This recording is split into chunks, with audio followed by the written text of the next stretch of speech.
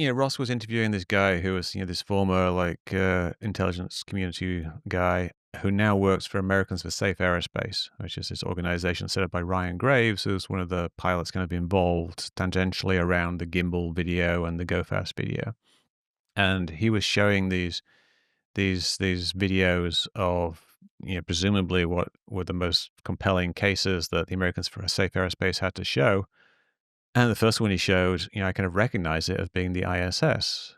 And it looked just like it. And then I was able to actually track down where this video was shot and the time of day and where they were looking. I could identify some stars. And then I did a 3D recreation. We could see it was the ISS.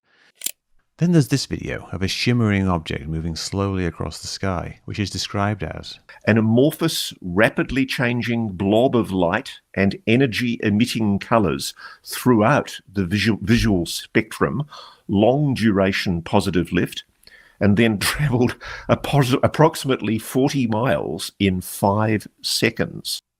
The problem with that is that this isn't actually a UFO, it's the International Space Station.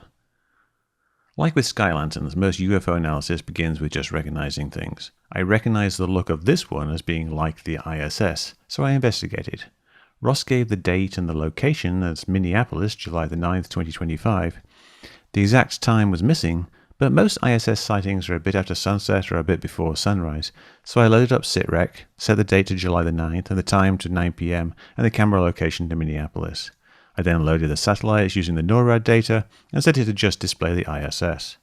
Moving the time, we could find when the ISS passed close to Minneapolis. The evening didn't work, so I tried early morning. Bingo! I got a match with the ISS going in the right direction and lit by the sun. I then noticed 2 stars in the video. I adjusted the time a bit more, and bingo number 2, the ISS went past those 2 stars at the right speed and in the right direction, thus proving it was the ISS. So yeah, you would think that not just Ross being a journalist would fact check this. He probably didn't fact check it because it came from Americans for Safe Aerospace, which is an organization dedicated to essentially taking pilots seriously. There is actually a problem where pilots are afraid to report UFO sightings because they're afraid they'll get laughed at, or they're afraid it will be detrimental to their careers because people will think that they are crazy. But people are actually seeing things in the sky. People will see the ISS from time to time. People will see Starlink satellites. People will see other things like meteorites and things like that, or lights on the ground. People will see things. And it doesn't mean that you're crazy. And reporting it can be helpful for, trying to get a better picture as to what's actually going on. How much of this is errors that we could solve with better equipment or with better training, or is there actually something there that we need to look into? So I think people should be able to report. I'm in favor of that. But I think they've gone a little bit too far in they're basically taking every single thing seriously as if it's an unsolvable case, and they're not really looking into it. They're not really using the resources that are out there. Like, Metadebunk by my forum is very, has people that are very good at figuring out what these things are.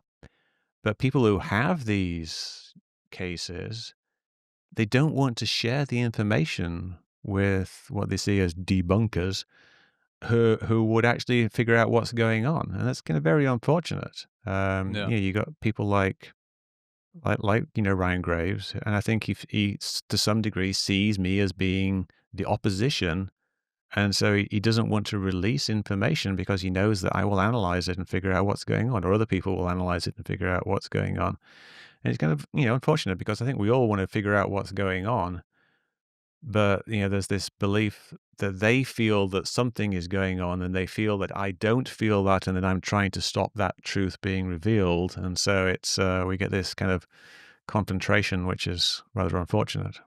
Do you think the stigma will get to a point where it starts to swing the opposite way, where there will be pilots and intelligence officers that are coming out essentially saying these are totally explainable and there's nothing here, but the organizations dedicated to finding anomalous activity will not want to hear from them, or they're not going to be brought in front of Congress. Yeah. It'll be the person that says that there's crazy shit going on.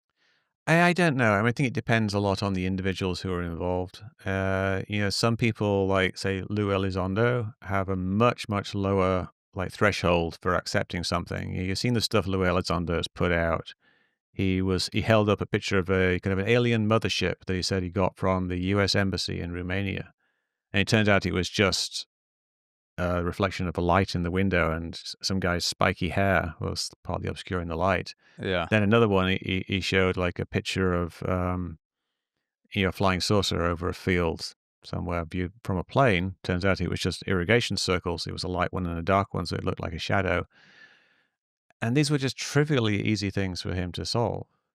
So, but other people I think are a bit more discerning, like Ryan Graves has kind of come out and said of this new Hellfire, this Yemen Hellfire video, he thinks it could be just something like a balloon. So he's more open-minded about it. There's another pilot, Air Force pilot, Chris Leto.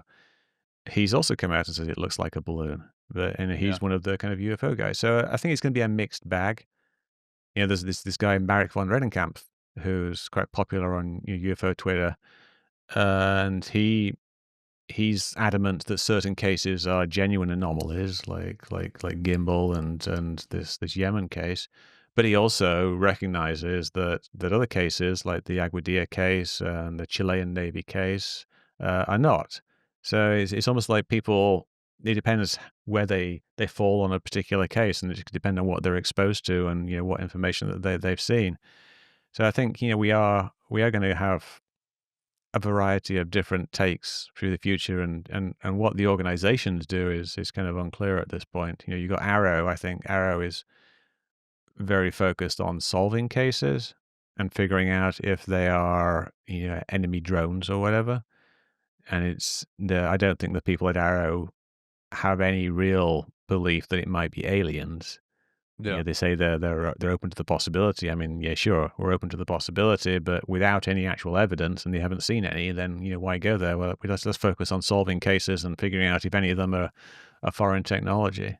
Yeah. But the other people like Americans for Safe Aerospace were predicated upon the belief that there was something weird going on. Ryan Graves, I think, believes that the extraterrestrial hypothesis is a plausible explanation for what's happening. Although he frames his organization as being one that just supporting pilots, I think really he believes it to a degree.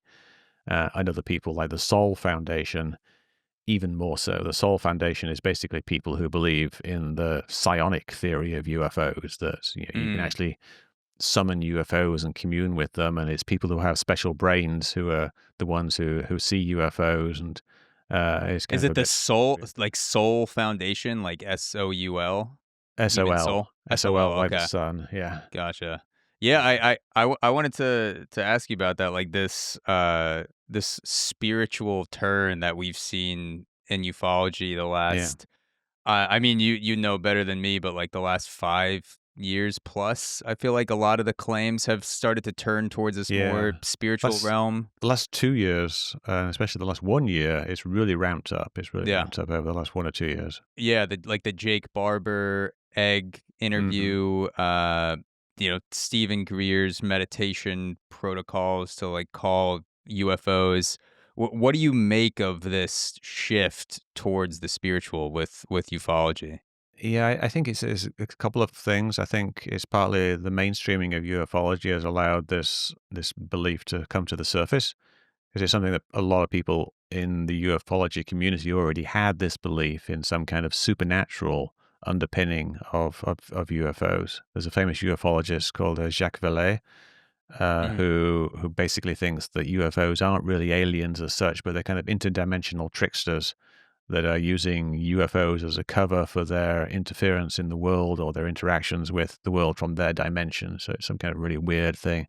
And there's all kinds of weird supernatural things going on.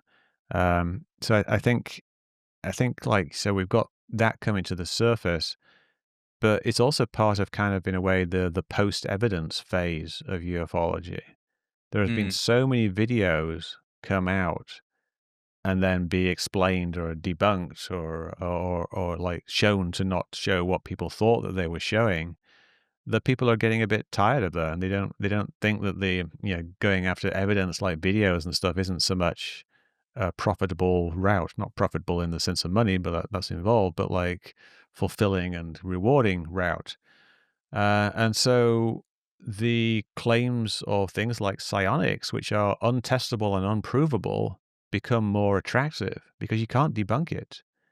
You can't say, oh, you didn't summon that UFO with your brain. It was just happened to come along. He said, well, you can't prove that I didn't. Or, I had a psychic connection to an alien spaceship and I was controlling it for a while. You can't prove that they didn't, even though they probably didn't. So it becomes this wellspring of stories and entertaining things, and essentially kind of what people take as evidence, because people are making all these claims, and if you believe it, then it's evidence. So it's those two things, I think. It's ufology is mainstream, so we're getting more and more of the actual what people really believe, and we're also getting people who are tired of no good evidence, so they're going with bad evidence. Hey guys, if you like this clip, there's a lot more waiting for you. Join the Zach Show 2.0 to unlock the full video and audio version of this episode, plus bonus content you won't find anywhere else. Exclusive AMAs, the entire back catalog of premium episodes, and the ability to submit topics and questions for future shows. Subscribe today at thezachshow.supercast.com. I'll see you there.